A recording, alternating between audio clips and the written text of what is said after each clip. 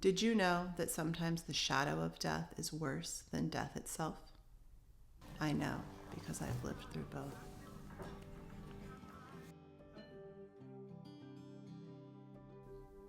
The Lord is my shepherd, I shall not want. He maketh me to lie down in green pastures. He leadeth me beside still waters. He restoreth my soul. He leadeth me on the paths of righteousness, for his name's sake. Yea, though I walk through the valley of the shadow of death, I will fear no evil, for you are with me. Your rod and your staff, they comfort me. You prepare a table before me in the presence of my enemies. You anoint my head with oil. My cup runneth over. Surely goodness and mercy will follow me all the days of my life, and I will dwell in the house of the Lord forever. So I really went back and forth debating upon whether or not to put some of these videos in here, and I decided to go ahead with it. I'm giving you this warning. I want to let you know that before you go forward with this video, this is a very intense video. I know a few of my videos I've made in the past, I've put up the little trigger warning cards, but I felt like this video needed more than that. I can't take out this part from the experience and have it ring true. I can't not let you see how bad it was, because then the joy that I can show and the hope that I still have is less radiant, because the contrast hasn't been as stark. Artists will know that when you're trying to let something really pop, really stand out, you need a sharp contrast. And if I just glossed over the hard stuff or skipped it entirely and said, oh yeah, there was this time it was really hard, she almost died, and now we're moving on, well, I robbed you of the revelation that might come from showing the darkest darks, because the darkest darks let the lightest lights shine forward and give you a fuller picture. And so that's why, I'm not gonna lie, I did hold back a little. I mean, there is stuff that I just didn't feel comfortable putting on YouTube. I actually held back quite a lot of the really most gruesome stuff, because I just didn't feel like it was appropriate. And I never would have put this stuff out while my daughters were still living, but, well, they're still living, they're just not living here. I felt like now at this time, for these reasons, in this scenario, I'm okay with it. So without further ado, brace yourself for the shadow of death. You're doing so much better, love. So much better. You're beautiful. You're beautiful and strong and brave. Clara was taken into the emergency department and admitted onto the neurology floor at Children's Hospital, Orange County. It is 10:08 and we are waiting to see if we're going to be going to a regular room or an ICU room. We're waiting on some work. We're waiting to see if we're going to get the regular room or the extra special room. What special room? The extra special room. They have special rooms, an extra special room. So we're just waiting to see which one we get. Just hanging out. We're getting pretty tired, aren't we? So we're just going to listen to some Christmas music, right? Right. And then we're going to try to sleep here. She was there for 9 days as the doctors tried to figure out this uncontrollable shaking and muscular spasms, and tried different medicines, seeing if anything could abate this terrible storm of shaking. Oh, I've got it right here. I'm not letting go. Mama's got your hand. Clara was still able to speak to us during this time. She could answer our questions and make requests, but we didn't know that after she came home from that hospital visit, she would never walk again. And only a few short weeks later, she would never speak more than a simple word again.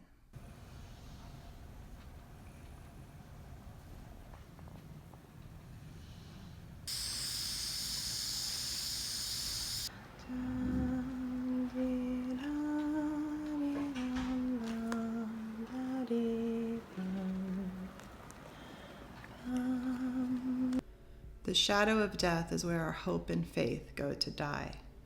Unless when we arrive there, in that awful place, full of demons and lies, that he is still with us, and the demons and lies flee from his presence. And in that deep, dark place, we witness the power of a great light. And suddenly we understand that even here in this place, there is nothing to fear. Our Comforter is near us. He is in us. And through him, we become fearless.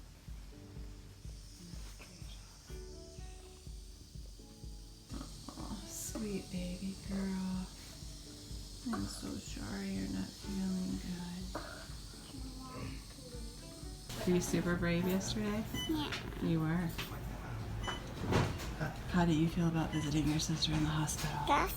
Were you super brave yesterday? Yeah. You tuck me. Want me to tuck you somewhere? Yeah, I can tuck you somewhere.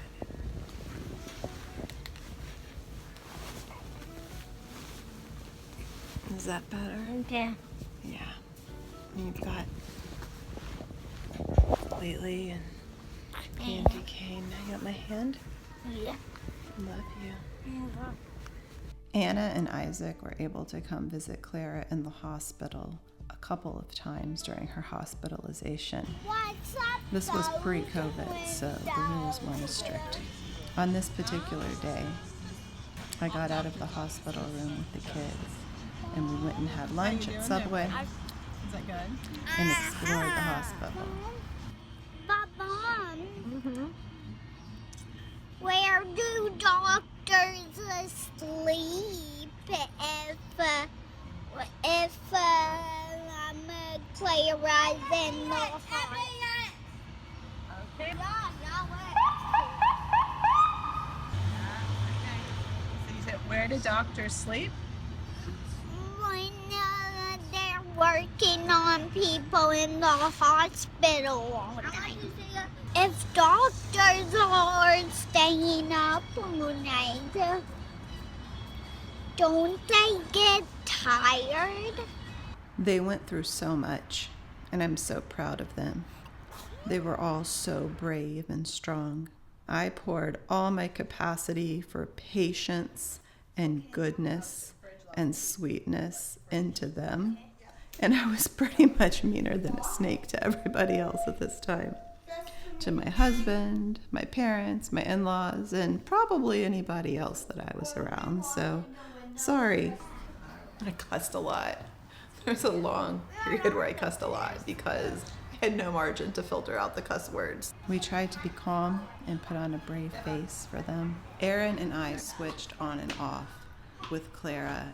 It was a constant juggling act, and I'm pretty sure we aged 6 years in these 6 months. In some ways, I feel like being in a hospital for an extended stay is kind of like traveling. When you're stuck in an airport over a couple days, or you arrive at a destination and you're in a different time zone and you just feel disoriented, but then you acclimate to what's going on there and learn a new language and live in a new rhythm. And then when it's time to leave and you come home, things feel different because you changed on the journey a little bit. And you learned something new, and you tried something new, or you met someone new. And the way you look at things at home after that was a little different.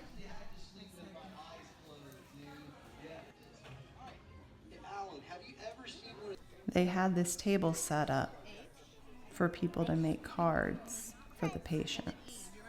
And Isaac and Anna were making cards for Clara. It's so hard to talk about all these details and when they happen, because in some ways it's all a big blur, and in some ways you think, okay, I'm going to talk about this, and then it's like, ugh, trauma.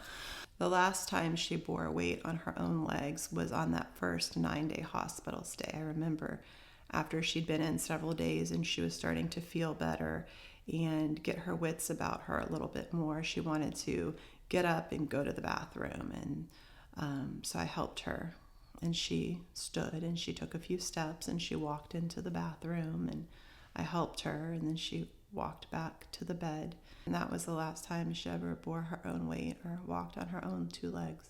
So Clara was in for those first 9 days, and she did have a respiratory virus, of course. It's always respiratory viruses with her. And so when that calmed down, they discharged us from the hospital and sent us home. But they hadn't figured out any answers as to why her body continued to shake. And we came home for, it wasn't long, I want to say 5 or 6 days. And then she was having another incident like that where she was just sweating through her clothes and her heart rate was really, really elevated. And so we called the ambulance again and went into the ED again, and they admitted her again. And this time she was in for 4 or 5 days. And every time she's in, they're running lots of tests. They're having different doctors come up and talk with us and trying to figure all of this out.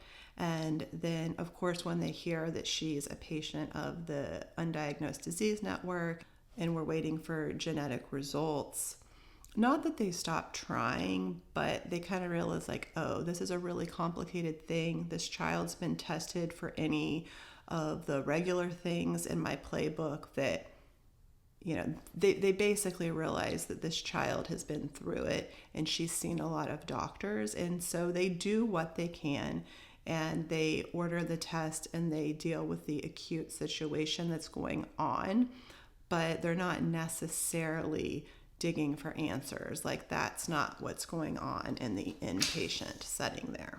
So when Clara came home from that second hospitalization that December, it was a few days before Christmas. And I remember us all being happy she was there with us at Christmas and snuggled up on the couch, but just being so down. It was the worst Christmas ever. There wasn't a lot of joy and laughter. We sat there by the tree. We opened some gifts. We tried to act happy for the other kids, but it was just heavy. My mom and dad had flown into California when all this hospital business had started happening, and they were also staying at the Luscals. And they were there a long time. 3-4 weeks longer, I don't know. And after that second visit, when we got out of the hospital and still no answers, and I was feverishly looking all this stuff. What else can we do to help? What else can we do to help? I remember I decided that it's stem cells this time. We're going to try stem cells. And me and my dad packed Clara up in the car, and we had made an appointment at this local alternative clinic that did stem cell therapy. And we went and we met with the doctor there. She got a stem cell injection there, and it was just like... I think we blew them away, just walking into the clinic with this from December to, I'll say, January, February, Clara went from weighing 65 pounds to about 37 pounds. It was so, it's gruesome to look at the pictures and to think how quickly she lost that weight. That was how hard her body was working from all of this shaking. The storm in her brain and her muscles just consumed those calories more quickly than she could take them in. During those 9 days in the hospital, Clara's quadricep muscles in her legs began pulling and contracting so tightly that slowly over several days and several weeks, her quadricep muscles, like if this is your knee, how a knee should be when you bend, I can't even bend my finger that way, but they started bending the opposite direction, pulling her knee inside out. So all this leg craziness had started during that first hospitalization, but it wasn't so pronounced yet. And we all just thought, well, when her shaking gets calmed down, her muscles will relax and she'll be able to bend her knees again, and they won't. Then we'd gotten hooked up with a doctor of orthopedics, and he was the one looking at all of this leg stuff. And actually it was this doctor who finally figured out something that helped. So the 3 things that seemed to have some effect when given together were clonazepam, which she was already on clonazepam, but adding these other two really helped. So it was clonazepam, Artane, and gabapentin. When the legs were shaking that much, we couldn't do any like manipulation or anything surgical because her body was shaking so much. Anything they did would be undone by the shaking. And so his first step was to try to calm that down. And doing those three together, like, she still shook a lot, but it was calmer. Then it was decided that the best thing to do would be to go in. It was considered a surgical procedure because she did have to go under anesthesia, and they manipulated her leg. They like bent it back to the right shape and put a cast on it.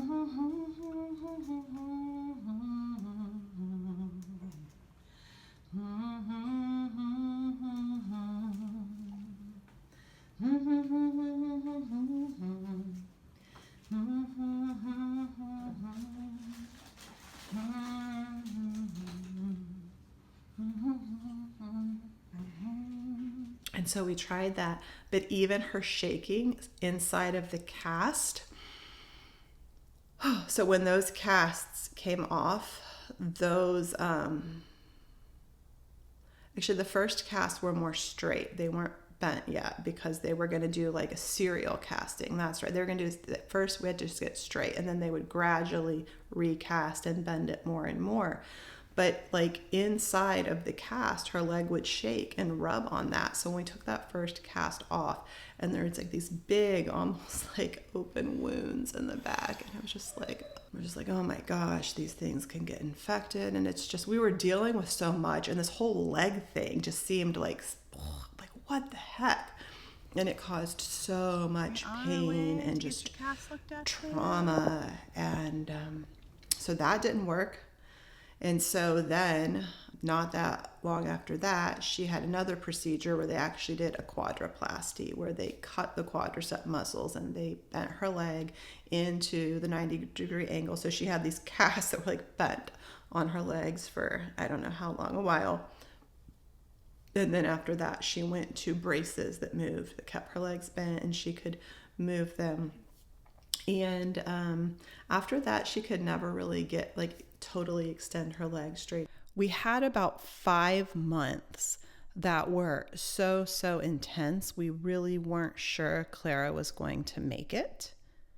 And we were at home. The hospital really didn't have anything they could do for us. They referred us to palliative care, and we talked to the palliative care doctors, and we're in the process of getting a plan together. But the process for all of these things can be slow, especially since COVID had just broke out.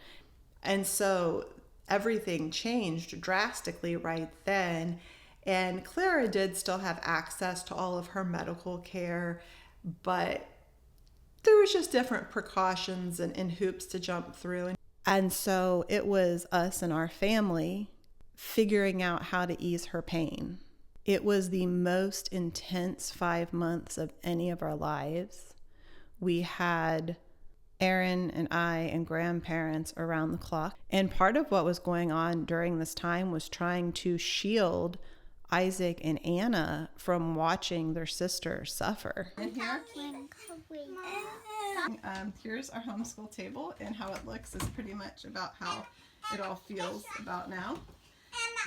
Dad's working on a little IKEA chair for Clara because we thought that this little chair might help her sit better. So they had swimming lessons, and we took them to the park, and different people would take them different places, just trying to get them out of the house and away from that. I think honestly what we did was provide a reprieve for them. There was no shielding them from this, but at least they had some breathing room. There was just so much going on at this time, basically trying to hang on to her life. Her pediatrician in California was amazing, and she was, calling me after hours and checking up and making sure she had the right tests, because Clara had, anemia and then elevated this and that, and we were having to manage all these other things that we didn't have to manage before. There was a period of time where I was having to give her injections for coagulation because of the anemia. There was a lot of stuff. I can't even remember why. Sometimes like this was like, well, we're doing this for now for this reason because of like the post-surgery stuff. And it's like, okay. And now it's, been like 5 or 6 years since then. And the medical details were never my strength. I was always the focus, like, what do I need to do right now so she's okay? And what are we looking at for the future to help her heal, like, totally? And so when they'd say to me, okay, we're doing this test and it's called this and it's for this, and I'd be okay. And I would hold it in my mind for that time until the results of the test came back. But the results of the tests were always negative. So as soon as the result from the test was negative, I erased all that from my mind because it's irrelevant. Like, I don't need to store irrelevant medical information in my mind, Yeah, so that's just kind of how I operated. I think it helped me keep my mind more focused, to not be holding on to all of these details. So in the moment, I was super focused and I knew what was going on and I was following doctor's orders and I was doing all the right things. But as soon as that particular prescription or that particular thing I was doing had accomplished its purpose, or we moved on to a new plan, that old plan I threw out the window.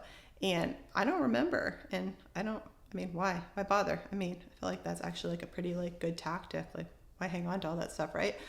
Before all this blew up, we actually had worked with a doctor in Los Angeles who is famous for working with cannabinoid products. Clara was on CBD before all of this, through all this, after all of this. So she was on CBD for years and years and years.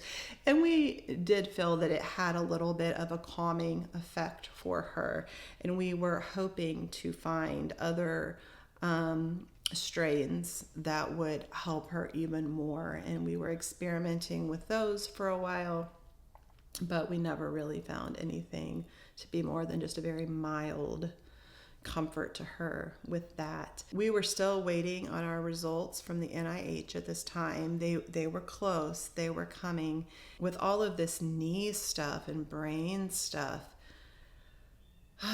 we had this alternative physician making house calls to the house for a while, and he did microcurrent therapy, and he would just work on her legs with these microcurrents, and it helped a lot. Sometimes she would have been really agitated, and after a treatment she would get a lot more relaxed, and we'd move her legs and try to get them going, and they would move a little more. So those microtherapy house calls were very, very expensive.